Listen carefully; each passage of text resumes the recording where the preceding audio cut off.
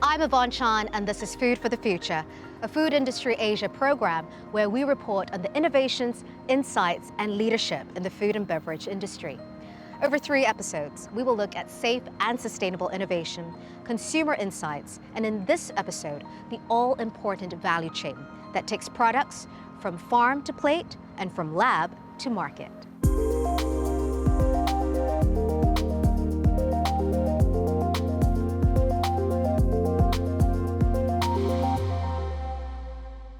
Singapore is a hub of research, development, and innovation that has attracted startups and global corporations alike. What it needed was a place to manufacture and scale more sustainable alternatives to traditional meat proteins. So as June Low reports, global corporations, Bühler and Givaudan, collaborated to form a one-stop shop for startups and companies to take that important next step in product development. Singapore, a food lover's paradise.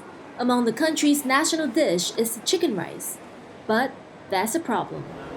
Asia is facing the challenge of feeding 10 billion people by 2050. Meanwhile, the Singapore government's goal of producing 30% of the country's nutritional need would mean a seismic shift from traditional meat sources to alternative protein production.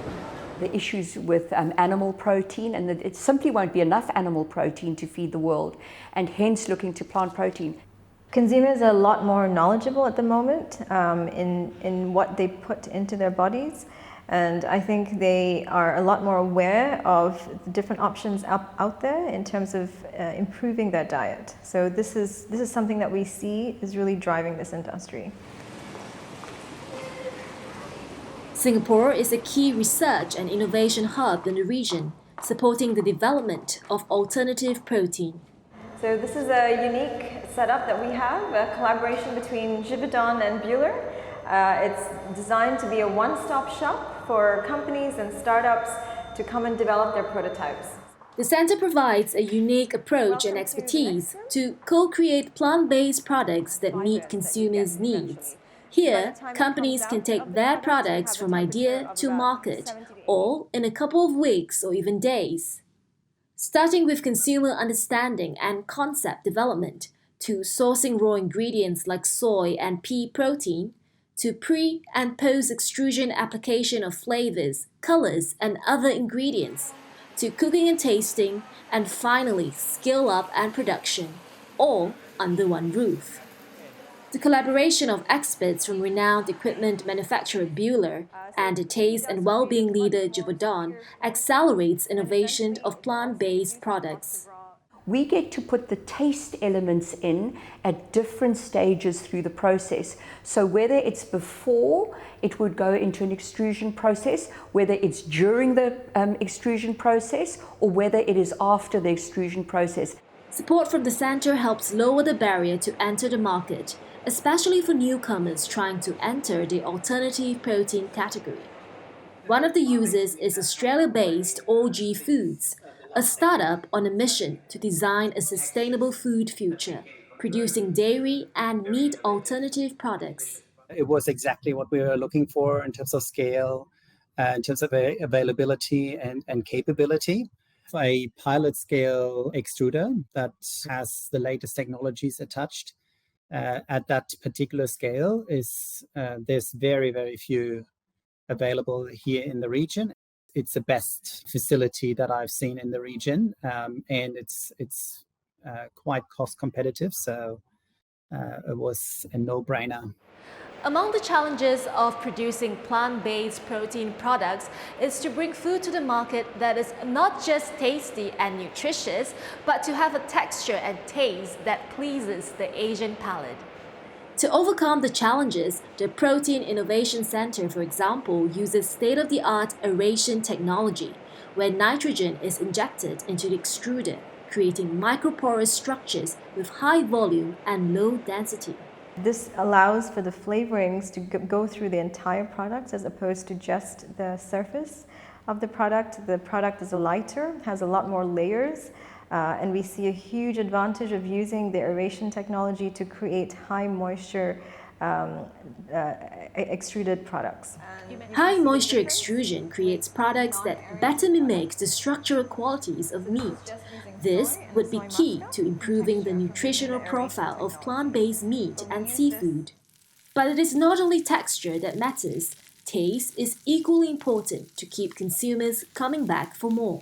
Givaudan is well known in the marketplace for its consumer sensory insights, and we take those and we really help our customers transform those into their products. Innovation is happening fast in Asia, and the alternative protein products make for great tasting meals for a sustainable and delicious food future. A McKinsey Global Institute report puts Asia on track to top 50% of the world's global gross domestic product by 2040, driving 40% of the world's consumption. I am now joined by Matt Kovac, the CEO of Food Industry Asia. Matt, these McKinsey reports seem pretty dramatic. How can FIA help F&B manufacturers adjust to a rapid rate of growth, both sustainably and safely? Well, the opportunity is definitely in Asia with a really large consumer base. And I think how we will be helping companies is looking at how we can implement science-based regulations and policies to allow companies to bring new innovations to market much faster than they did in the past. I think there are going to be very demanding consumers across Asia in different pockets and different demographics. And we have to make sure that regulations and policies are flexible and they allow more of a smart regulation approach to get those products to market sooner rather than later. And of course, we have to consider sort of the entire supply chain and how companies are being able to smooth out some of the challenging issues that they have today and what might be in the future as well. Matt, you talk about the supply chain, the value chain, but the resilience of supply is also an issue. So how can we solve that? So we've had some pretty big challenges across supply chains over the last couple of years and in the immediate term right now. So what companies and governments will be looking at is how they sort of tweak or change that a bit. So rather than a just-in-time model, we'll be looking at a just-in-case model or a storage-based model where governments look at maybe building inventory, and companies might build their inventory a little bit more to smooth out some of the supply issues and around ports or with air freight as well. So the difference is that you might have to build up a little bit more inventory than you did in the past just so you could smooth out some of those problems. Hopefully that will also reduce and mitigate food loss and waste. But what we don't want is governments to resort to stockpiling and restricting exports to their markets. So we still need to have free and open trade so that consumers can get the products that they want in the countries. Thank you, Matt. We'll talk again in another episode. Increasingly, manufacturers and consumers are demanding products made from raw ingredients that are responsibly sourced, environmentally and socially. And so it made sense for a global cocoa supplier, Cargill, to develop the Cocoa Promise program, creating a more sustainable and reliable supply chain while supporting growers and local communities. Reporter Ridwan Siragar reports from South Sulawesi, Indonesia.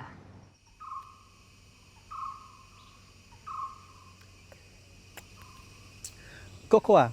This is the raw material for chocolate, one of favorite food for many people. Most cocoa beans in Indonesia is produced by smallholder. Here in Sulawesi, Cargill Cocoa and Chocolate Company is running a sustainability program for cocoa farmers and its communities to help them achieve better living standards while growing cocoa sustainably. Cargill has been running the Cargill Cocoa Promise program in Indonesia since 2012 to support the sustainable development of Indonesia's cocoa sector. Sulawesi, as a key cocoa growing region in the country, is the first location for the program, which has now provided good agricultural practices training to more than 25,000 Indonesian farmers, like Muhammad Aris in the Sopeng district. Halo, Faris, pagi. Yang jadi tantangan itu di petani, itu yang pertama sekali, kurang ilmu dalam melakukan budidaya kakao.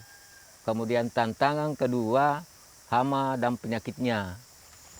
Awalnya sebelum masuk program, bahwa kita menanam itu menanam asal-asalan, membibit asal-asalan.